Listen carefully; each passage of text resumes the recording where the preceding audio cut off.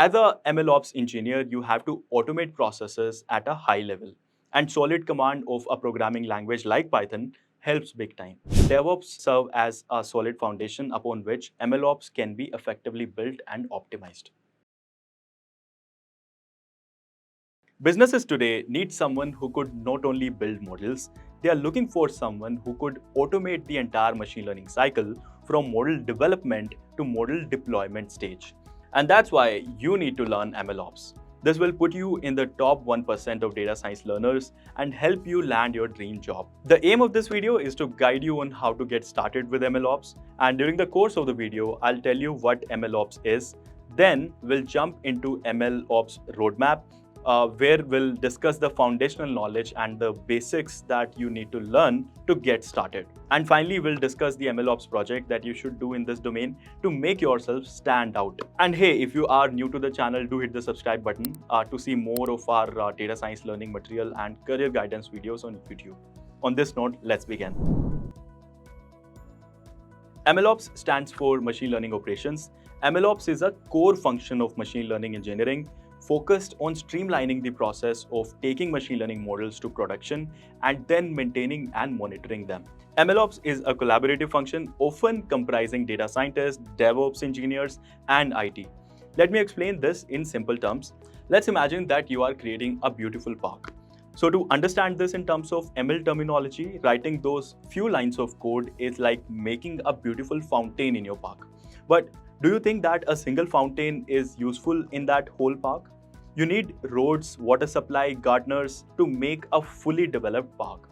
And here enters MLOps. It makes sure that your ML model, as in this case, a fountain, is connected with roads, water connection, and more.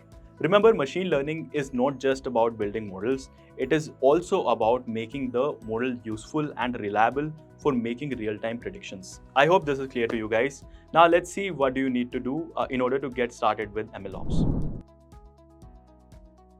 Let's begin with the basics. The first thing you must have is a solid foundation in data science, machine learning, and a strong ability to build ML models. Being an expert in a coding language is highly advised. Python is a popular choice. As a MLOps engineer, you have to automate processes at a high level. And solid command of a programming language like Python helps big time. Plus, as an MLOps engineer, your day-to-day task will revolve around machine learning model deployment and monitoring. So it is important that you understand the models you are working with in depth. Not just that, you will also need to know the libraries and frameworks to succeed in the field of MLOps. Moving on, the knowledge of databases and their management systems should be at your fingertips.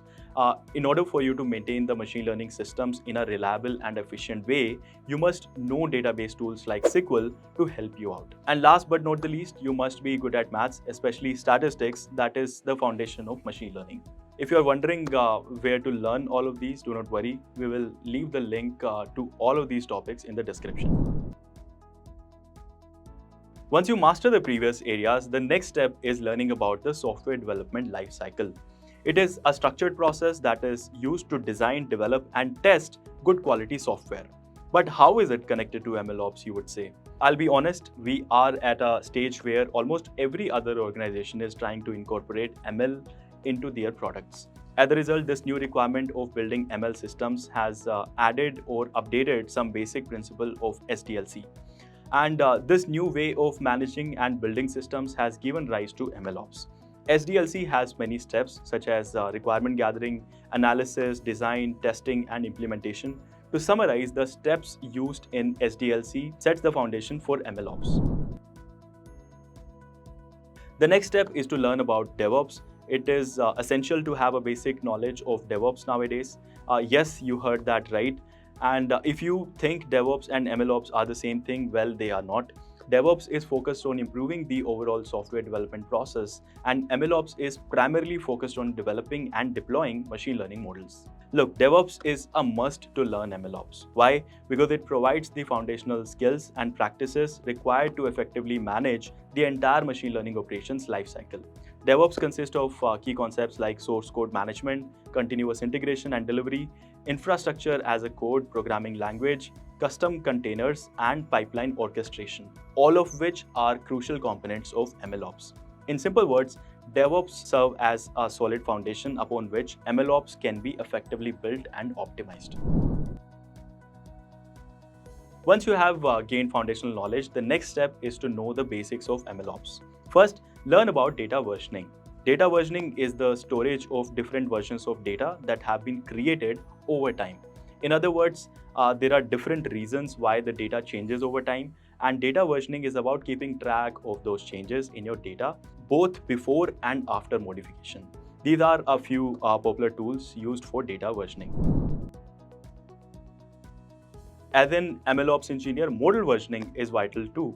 This includes keeping track of different ML models you have trained, their parameters and experiments. You should know about the different tools you can use to track your experiments. Tools like these are good for model versioning. Next vital step is experiment tracking. It allows us to manage all the experiment along with their components such as parameters, metrics and more. This helps us to organize the components of each experiment, reproduce past results and log everything. These tools are popular for this particular task. A crucial part of MLOps is learning how to deploy your models. As a first step, package your model for easy deployment. Learn about Docker, which is essential for packaging your ML models. Then, model validation is crucial. Test and validate your model before deploying it into the real world. You can use these tools for this. Now, learn the tools you need to deploy your model. Large companies typically use cloud platforms to host their applications such as these. So, it is highly likely that you will also be doing the same. Finally, you must know how to implement continuous integration and continuous deployment in machine learning.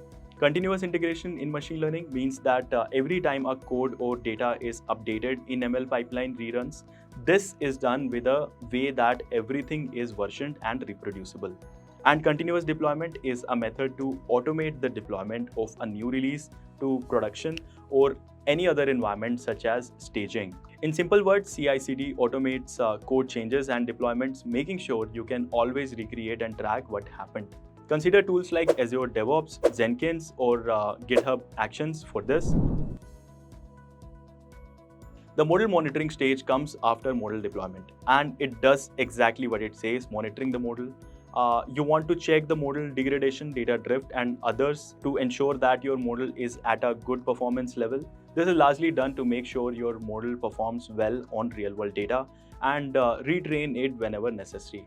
Tools like these can help you do this. Finally comes projects. As you guys all know, portfolio projects are the short way to boost your profile. But before getting into it, remember it is very important to properly structure your MLOps projects. A well-structured project is transparent enough that even others can understand it without explaining. It also has simple maintenance, good reproducibility, and reusability. You can use the cookie cutter, a generic template for building end-to-end machine learning projects. This is a logical, reasonably standard, but flexible project structure for doing and sharing machine learning work. However, there is another way to figure out which projects are correct for you. You must select projects that align with the roles and responsibilities for companies you are interested in. For that, first go to LinkedIn and figure out which job you want to apply for. Then open ChatGPT in another tab. Use this particular prompt and voila, ChatGPT will give you a list of projects along with the chances of you getting shortlisted for the job at the same time. So this is all about projects. These help you practice, and as always, practice is the best way to upgrade your skills.